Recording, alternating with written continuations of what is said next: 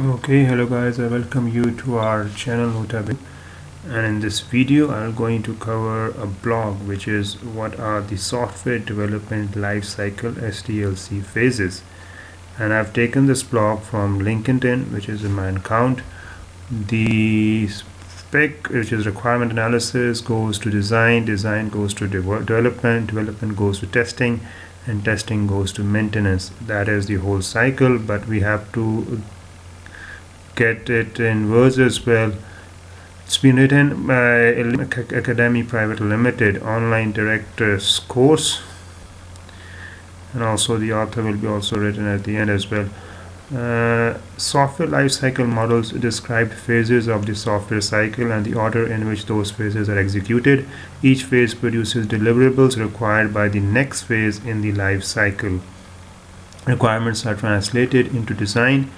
Code is produced according to the design, which is called a development phase.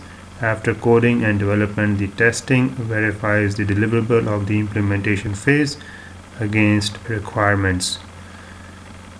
The testing team follows software testing life cycle, and that is the SDLC, which is similar to this development cycle followed by development team. There are following 6 phases in every software development lifecycle model: requirement gathering, analysis, design, implementation or coding, testing, deployment, and maintenance. Requirement gathering and analysis. Business requirements are gathered in this phase, and this phase is the main focus of project managers and stakeholders. Meetings with managers, stakeholders, and users are held in order to determine the requirements, like who is going to use the system, how will they use the system, what data should be input into the system, what data should be output by the system. These are general questions that get answered during a requirements gathering phase. After requirement gathering, these requirements are analyzed for their validity and the possibility of incorporating the requirements in the system to be development is also studied. So this phase is very important because when the client comes to the developers or the software agency, they want a specific app or for their project to be completed within a given time. So there are tons of questions needs to be answered by the client, and the teams, normally by email, the chats, or normally with other means, just come across just get together and ask the questions. For just asking the questions from scratch. What are the requirements of the project? What are the inputs, outputs, and so that they can get a baseline or the bottom line of their work. So this is very important first step. Finally, a requirement specification document is created, which serves the purpose of guideline for the next phase of the model. The testing team follows the software testing life cycle and starts the test planning phase after the requirements analysis is completed. Design. In this phase, the system and design software design is prepared from the requirement specifications, which was studied in the first phase. And system design helps in specifying hardware and system requirements, and also helps in defining overall system architecture. The system design specifications serve as input for the next phase of the model. That is absolutely right. In the design phase, you get the deliverables from the first phase and apply it in designing a system or system design, in specifying hardware and system requirements. In this phase, the testers come up with the test strategy, where they mention what to test, how to test. Implementation. Coding. On receiving system design documents, the work is divided in modules, units, and actual coding is started. Since in this phase the code is produced, so it is the main focus for the developer. Yes, this is the coding phase. This is the longest phase of the software development life cycle. Obviously, it is the coding, it is the software development, though that is why it is the longest phase. Testing. After the code is developed, it is tested against the requirements to make sure that the product is actually solving the needs addressed and gathered during the requirements phase. During this phase, all types of functional testing like unit testing, integration testing, system testing, acceptance testings are done, as well as non-functional testing are also done. Deployment. After successful testing, the product is delivered, deployed to the customer for their use.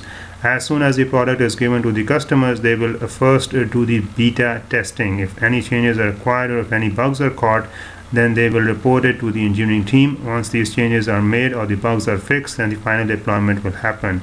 maintenance. When the customers starts using the developed system, then the actual problems comes up and needs to be solved from time to time. This process where the care is taken for the developed product is known as maintenance. That is absolutely understandable.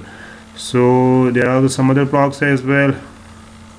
So this blog is the foundation for actually developing a fully fledged software, or getting an idea of the software development life cycle. So the model has got 6 steps, or in some cases it may turn to 7.